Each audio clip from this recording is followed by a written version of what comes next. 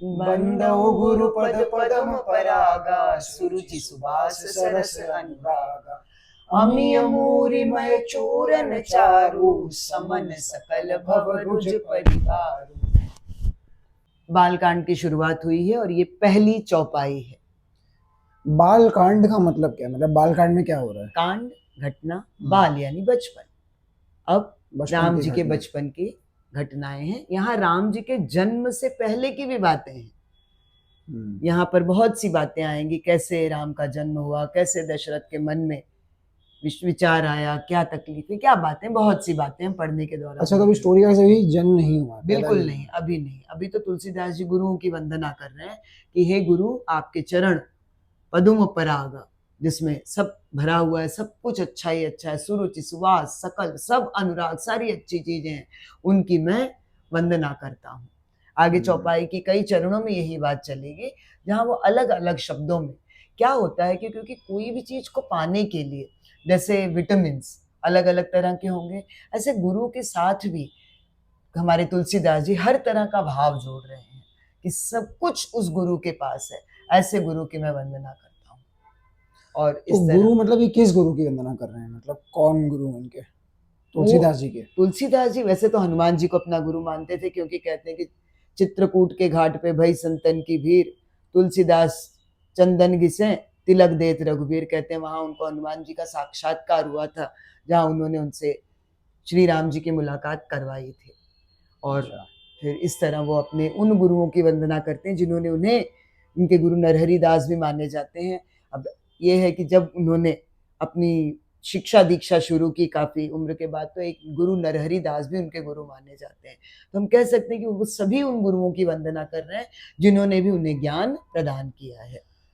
तो इस अच्छा मम्मी, दोहा क्या होता है, चौपाई क्या होती है? किसी ने सवाल पूछा था। दोहा और चौपाई में दरअसल उसका मात्रिक भेद है, मात्राओं का भेद है। दोहे के 4 चरण होते हैं। जब हम दोहा पढ़ते हैं तो उसको 4 सिलेबल में बांट कर पढ़ते हैं। जैसे मैं एक तुलसीदास जी, कबीरदास जी का दोहा चूंकि गुरु से संबंधित है, बताऊं। गुरु गोविंद दो खड़े, काके लागू पाए, बलिहारी गुरु आपने गोविंदियो बताए। तो पहले चरण की मात्रा का मुझे, तो ये दोहा हुआ, ये दोहा हुआ। उसको गाने का तरीका अलग होता है, उसकी मात्राएं अलग अलग हैं।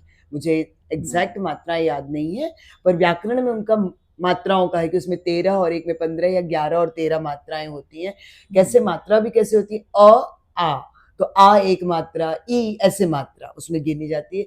बहरहाल हम व्याकरण के उसमें नहीं जाएंगे, क्योंकि फिर वो व्याकरण बहुत कठिन होने लगता है।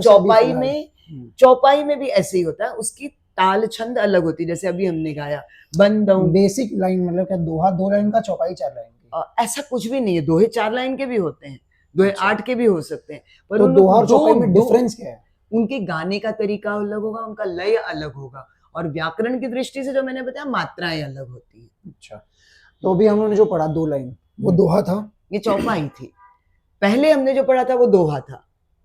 दोहे में भी 2 प्रकार हैं, एक दोहा होता है, एक सोरठा होता है। दोहा, सोरठा, छंद, चौपाई। दोहे में तुकबंदी वो जो है भय प्रगट कृपाला दीन दयाला, वो छंद है। वो छंद है। और सोरठा क्या होता है? सोरठा एक प्रकार का है। तुमने इसी के पहले जब हमने शुरुआत की थी, जहां हमने पढ़ा था जो सुमिरत हो सिद्धि गणनायक करिबर बदन, वहां दोनों लाइनों में तुम देखोगे तुकबंदी नहीं है, राइम नहीं, वो सोरठा, राइम नहीं है। वो राइम ना हो तो सोरठा, हाँ, राइम होके थोड़ा बड़ा हो तो छंद जैसा, 2 लाइन जैसे, तो वो दोहा। वैसे बेटा मैं उसको तुम सिर्फ लाइन में नहीं कह सकती, ये शास्त्रीय संगीत का, इसलिए हम कहें कि वो पढ़े लिखे नहीं थे, ये भी हमारी गलती होगी, क्योंकि उन्होंने संगीत का भी उनको ज्ञान है।